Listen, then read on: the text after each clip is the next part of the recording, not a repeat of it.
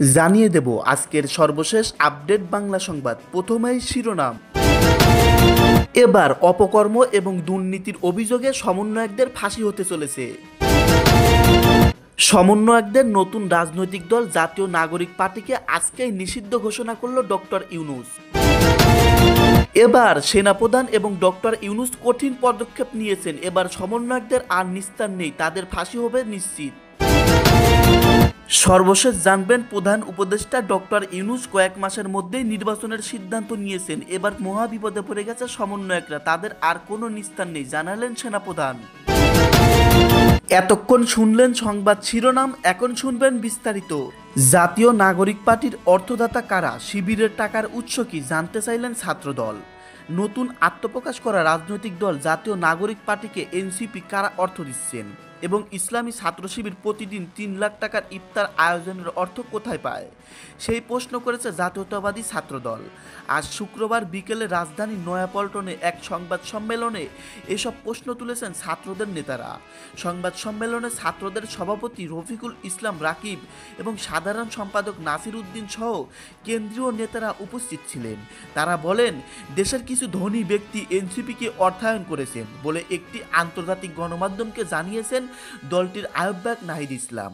অন্যদিকে ইসলামী ছাত্র শিবিরের সাধারণ সম্পাদক নুরুল ইসলাম গণমাধ্যমকে তাদের ইফতার কর্মসূচিতে দৈনিক ৩ লাখ টাকা ব্যয়ের কথা জানিয়েছেন। এই দুই প্রসঙ্গে ছাত্রদল নেতারা প্রশ্ন তুলে বলেন, দেশের কোন ধনী ব্যক্তিরা এনসিপিকে অর্থায়ন করেছেন এবং সেই অর্থায়নের বিপরীতে ওই ধনী ব্যক্তিরা কী ধরনের প্রতিশ্রুতি নিয়েছেন।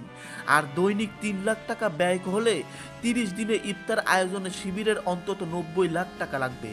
সাধারণত একটি শিক্ষার্থীদের সংগঠন হিসেবে শিবির ও টাকা কিভাবে উপার্জন করছে কিংবা ওই টাকার উৎস কি।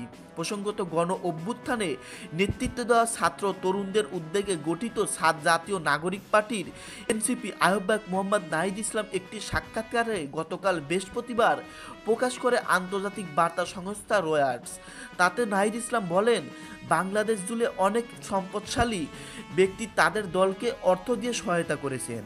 ছাত্র দলের সংবাদ সম্মেলনে উপস্থিত সাংবাদিকদের এক প্রশ্নের জবাবে সংগঠনের সাধারণ সম্পাদক নাসির উদ্দিন বলেন, গণ অভ্যুত্থান পরবর্তী সময়ে যারা নেতৃত্ব দিয়েছেন তারা গণ অভ্যুত্থানের মালিকানা একক ইজারদার হিসেবে ছিনতাই করেছেন। অভ্যুত্থান পরবর্তী সময়ে নতুন রাজনৈতিক বন্দোবস্তের কথা বলে তারা ইতিমধ্যে একটি রাজনৈতিক দলও গঠন করেছেন। নতুন এই দলের নেতৃত্বে নির্বাচন গণতান্ত্রিক প্রক্রিয়া হয়নি বলে মন্তব্য করেছেন তিনি।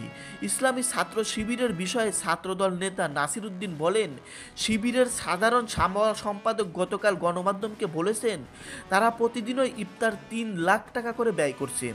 যদি ৩ লাখ করে প্রতিদিন ব্যয় করা হয় তাহলে ৯০ লাখ টাকা ব্যয় করছেন। এই ৯০ লাখ টাকা একটি সাধারণ শিক্ষার্থীদের সংগঠন হিসেবে কিভাবে উপার্জন করছে, তাদের অর্থায়নের উৎস কি, এটাও জানতে চাই। সংবাদ সম্মেলনে লিখিত বক্তব্য দেন ছাত্রদলের সভাপতি রাকিবুল ইসলাম। তিনি বলেন, ৫ই মার্চ রাতে বসুন্ধরা আবাসিক এলাকায় সার্জিস আলমের সঙ্গে নর্থ সাউথ বিশ্ববিদ্যালয়ের শিক্ষার্থীদের বিরোধের শুরু জাতীয় নাগরিক পার্টি এবং গণতান্ত্রিক ছাত্র সংসদ ঢাকা বিশ্ববিদ্যালয় বনাম বেসরকারি বিশ্ববিদ্যালয় নিয়ে চলমান অভ্যন্তরীণ কোন্দল থাকে। দুঃখজনকভাবে সার্জিস সেই ঘটনাকে রাজনৈতিক রূপ দিতে ছাত্রদলকে দায়ী করে ফেসবুকে পোস্ট করেন। তার দাবি সম্পূর্ণ ভিত্তিহীন ও কল্পনাপ্রসূত। ছাত্রদল সভাপতি আরও বলেন, সার্জিস আলম অর্থ সাউথের শিক্ষার্থীদের সন্ত্রাসী, দুষ্টুতকারী এবং টোকাই হিসেবে উল্লেখ করে দেশের সব শিক্ষা প্রতিষ্ঠানের শিক্ষার্থীদের অপমান করেছেন। ছাত্রদল তার ওই ঔদিত্যপূর্ণ ও বিচ্ছেদমূলক বক্তব্যের তীব্র নিন্দা জানাচ্ছে। সার্জিসের বক্তব্যের জুলাই আগস্টের গণ অভ্যুত্থানে বেসরকারি বিশ্ববিদ্যালয়ের শিক্ষার্থীদের নজিরবিহীন ত্যাগকে মর্যাদাহানি করা হয়েছে। সার্জিসের এই বক্তব্য প্রত্যাহারের দাবি জানাচ্ছে তারা। লিখিত বক্তব্য শেষের পর সাংবাদিকদের এক প্রশ্নের জবাবে ছাত্রদলের সভাপতি রাকিবুল ইসলাম বলেন, জাতীয় নাগরিক পার্টি এনসিপি নেতা সার্জিস আলম, হাসনাত আবদুল্লাহ, মাসুদ খন্দকার সহ আরও ২-১ জন তারা উদ্যোগ উদ্দেশ্য প্রণোদিতভাবেই ছোটখাটো ঘটনায় ছাত্রদলের নাম জড়ায়, অথচ সব ক্যাম্পাসেই ছাত্রদল ইতিবাচক রাজনীতি করছে। দেশের কোনো বিশ্ববিদ্যালয়ে গত 7 মাসে ছাত্রদলের কোনো নেতাকর্মীরা দ্বারা অপ্রীতিকর ঘটনা ঘটেনি বলে দাবি করেন তিনি। সংবাদ সম্মেলনে ছাত্রদল কেন্দ্রীয় সংসদের সিনিয়র সভাপতি আবু আফসার মোহাম্মদ ইয়াহিয়া, সভাপতি আবু জাফর সহ অনেকে সেখানে উপস্থিত ছিলেন। গণ অভ্যুত্থানের বিরুদ্ধ শক্তি একটি ছদ্ম যুদ্ধ চালাচ্ছে মাহফুজ আলম। গণ অভ্যুত্থানের বিরুদ্ধ শক্তি একটি সদ্য যুদ্ধ চালাচ্ছে বলে মন্তব্য করেছেন অন্তর্বর্তী সরকারের তথ্য ও সম্প্রচার উপদেষ্টা মোহাম্মদ মাহফুজ আলম। গতকাল সোমবার দিবাগত রাতে নিজের ভেরিফাইড ফেসবুক দেওয়া এক পোস্টে মাহফুজ আলম এই মন্তব্য করেন। তার পোস্টের শিরোনাম, গণ অভ্যুত্থানের বিরুদ্ধ শক্তি একটি ছদ্ম যুদ্ধ চালাচ্ছে। মাহফুজ আলম তার পোস্টে লিখেছেন, গতকাল রোববার প্রধান উপদেষ্টার সভাপতিত্বে একটি পর্যালোচনা সভা নারী ও শিশুর বিরুদ্ধে নিপীড়ন, সহিংসতা নিরোধে ব্যবস্থা গ্রহণ, নিষিদ্ধ সংগঠনের কার্যক্রমের বিরুদ্ধে কঠোর অবস্থান গ্রহণ ও সার্বিক আইন শৃঙ্খলা পরিস্থিতির উন্নতি নিয়ে আলোচনা হয়েছিল। তারা সংবাদ সম্মেলনে বলেছিলেন, সরকার কঠোর অবস্থানে যাবে। গতকাল থেকে আজ পর্যন্ত বিভিন্ন জায়গায় অপরাধীদের গ্রেপ্তার চলমান। বিচারের কাজ দ্রুত ও সুষ্ঠু করার লক্ষ্যেও সরকার তৎপরত। ছাত্র যুবকদের জন্য লক্ষাধিক চাকরির ব্যবস্থা সহ তরুণদের জন্য জাতীয় কর্মসূচি গ্রহণের বিষয়েও আলোচনা উপস্থিত হয় বলে উল্লেখ করেন মাহফুজ আলম। তিনি লিখেছেন, শীঘ্রই এই বিষয়ে দৃশ্যমান পদক্ষেপ নেওয়া হবে। সরকার জঙ্গিবাদ ও সন্ত্রাসের বিরুদ্ধে জিরো টলারেন্স দেখাবে, সে লক্ষ্যে সম্মানিত তৎপরতা ইতিমধ্যে শুরু হয়েছে।